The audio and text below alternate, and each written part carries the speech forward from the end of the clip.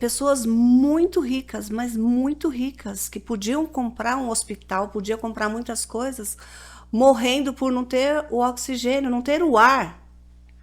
E eu falava, Nossa Senhora, uma coisa que o Senhor nos dá de graça todos os dias.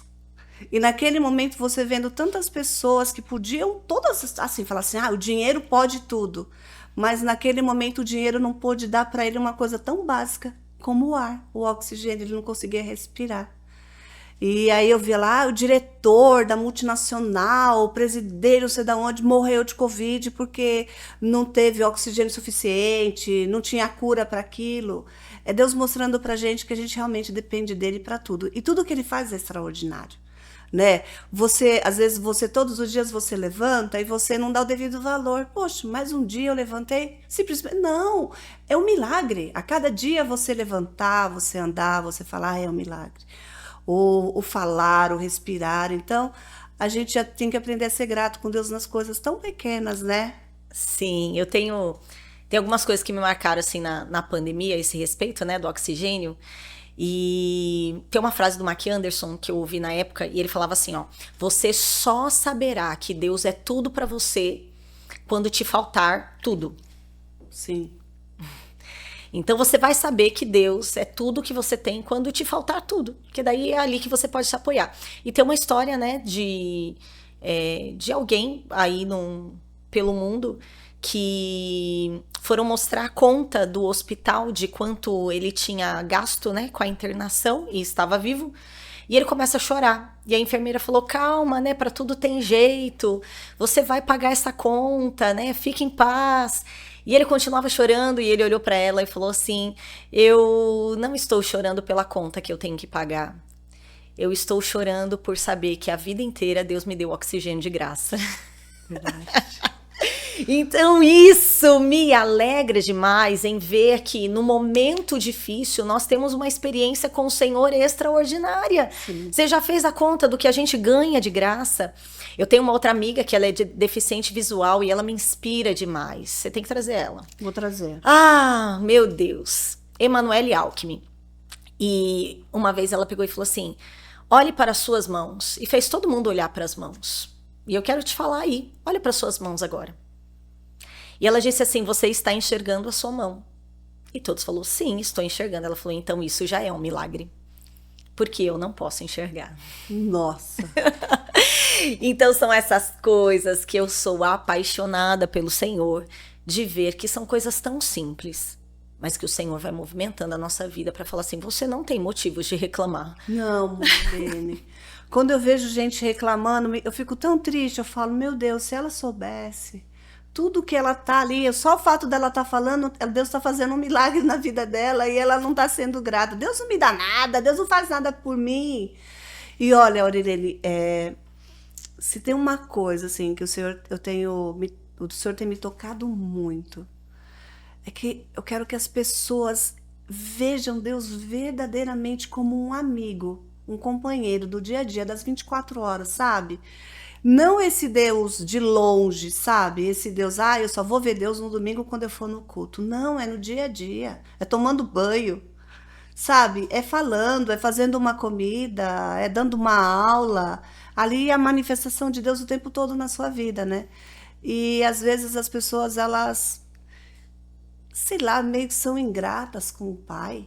Parece que sempre tem aquela obrigação, sabe? Sempre é obrigação, obrigação, obrigação. E Deus não é obrigado a fazer nada por nós, ele faz porque ele é Deus mesmo. Ele faz porque ele nos ama, né?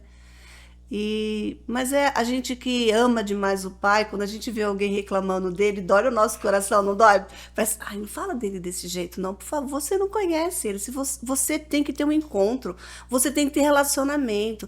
Não, mas por que Deus permitiu isso? Porque fulano morreu e culpa Deus. Quantas pessoas deixaram de ir na casa de Deus porque algum ente da casa morreu?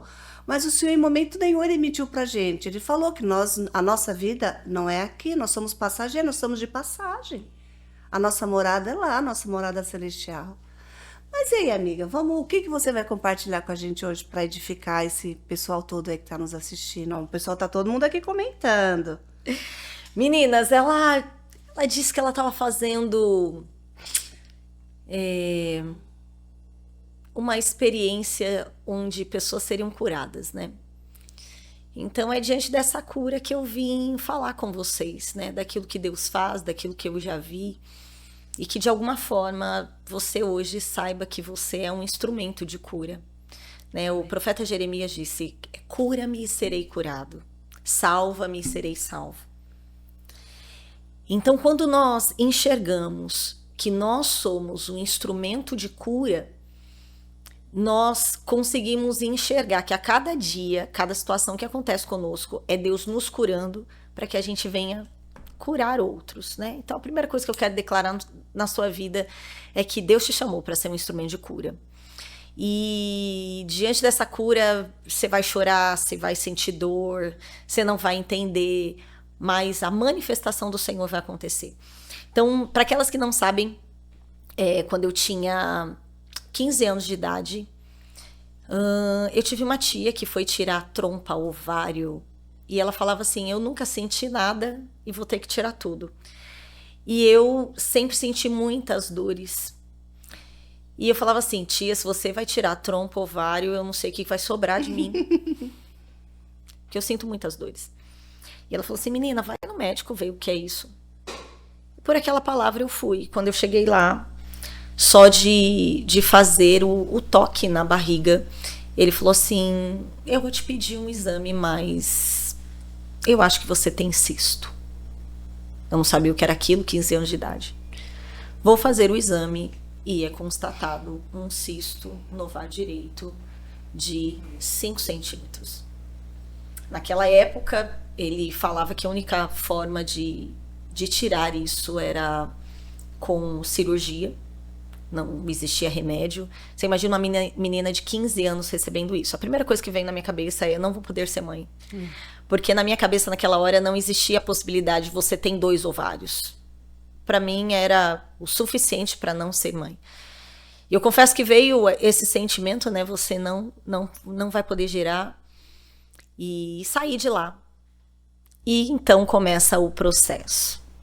Me lembro que a minha avó, na época, sem entender, falava assim: como um Deus que você serve pode fazer isso com você? Como se a gente não recebesse algumas coisas na vida, né? E eu falava: calma, avó, ele tá no controle. E aí eu fui num culto, e o culto já tinha terminado, o pastor já ia dar a bênção apostólica. E ele falou assim: peraí, eu não posso te despedir sem antes te falar. Tem alguém aqui com cirurgia marcada que Deus resolveu curar hoje. Naquela hora, o fogo veio dentro de mim e eu falei: sou eu. Estou curado, os amigos que estavam do meu lado: Aurilene, é você. E eu falava: sou eu. E eu recebo aquela oração, aquele fervor. Me lembro que o meu amigo, não se contentando, me levou até uma pastora e falou assim: ora por ela, porque ela tem uma cirurgia marcada. E ela toca exatamente no ovário que estava com problema. Eu nunca vou esquecer dessa cena. Ele não falou onde era, ele não falou qual era a cirurgia. E naquele momento eu falei: Senhor, eu estou confirmando a minha cura. Saindo de lá, cheguei em casa e falei assim: mãe, pede outro exame porque eu fui curada. Minha mãe: para de frescura, vai fazer essa cirurgia. Mãe, eu fui curada. E de tanto eu falar, ela marcou uma outra ultrassom. E essa mulher da ultrassom faltou abrir a minha barriga. Porque ela apertava e ela apertava e ela apertava e ela falava: eu não estou vendo nada. Então esse foi o primeiro momento de cura, né? Então falar de cura para mim é falar de vida. O Senhor cura e Ele nos cura para que a gente venha curar outros. Passado um tempo, eu já estava no processo aí de marcar o casamento e eu fui novamente fazer um outro exame e constatou um outro cisto, não de 5, mas de 8 centímetros do lado esquerdo. E hoje Deus me fala assim: ó, eu não coloquei no mesmo lado, porque senão iam falar que era o mesmo. Sim, com certeza. Ok? Então ele leva para o outro lado e agora o processo é ainda maior. Não foi tão fácil quanto o outro. O outro em 1 mês Deus resolveu. Esse outro demorou 8 meses. E novamente um calor, um fogo toma conta da minha vida e eu falei: eu fui curada. E vou fazer outro exame. O primeiro, eu me lembro que o médico disse assim: olha, o local que você fez a ultrassom não é tão bom, a imagem não é boa. E eu fiz questão de perguntar para ele: doutor, qual que é o lugar que o senhor me indica? E no lugar que ele me indicou, eu fui. Então, novamente, ele tinha um exame que mostrava 8 centímetros de um cisto. E, novamente, ele podia confirmar que esse cisto tinha sumido. Glória a Deus. E eu me lembro que ele falou assim, eu vou te mandar pro Guinness, a menina que mais teve cisto e foi curada. Eu falei, me manda, vai ficar registrado na história. E naquele momento eu perguntei para Deus, eu falei, Deus, se o Senhor nos cura, por que que eu tive que passar de novo por isso? Ele disse assim, não só essa, mas todas as vezes que você for curada, a minha glória vai se manifestar. Amém. Então, se você está passando por alguma coisa, se você teve um diagnóstico, eu quero te dizer, você tem um Deus que te cura para que você venha curar outros. E eu já perdi as contas de quantas pessoas foram curadas, eu já perdi as contas de quantas vezes eu orei por alguém que era estéril e ela gerou. E isso me alegra demais. Eu creio que Deus depositou um poder diante dos processos que ele me fez passar. Né? E prova disso é a Luísa. O médico olhou para mim e falou assim, olha, você sabe que você teve 2 cistos. Você sabe que você tem micropolicístico. É muito difícil você engravidar. E eu falei, Senhor, o Deus que me chamou vai gerar. E, gente, foi esse processo assim, ó, Senhor, quero ter filho. E ele enviou. E o médico falou, não posso fazer nada, né? Tá aí. Então, creia naquilo que Deus faz. A gente não pode aceitar, né? Às vezes os decretos são lançados sobre a nossa vida, né? É sobre isso. Aceitar o decreto. O que você tem aceitado? É a palavra do homem ou a palavra divina?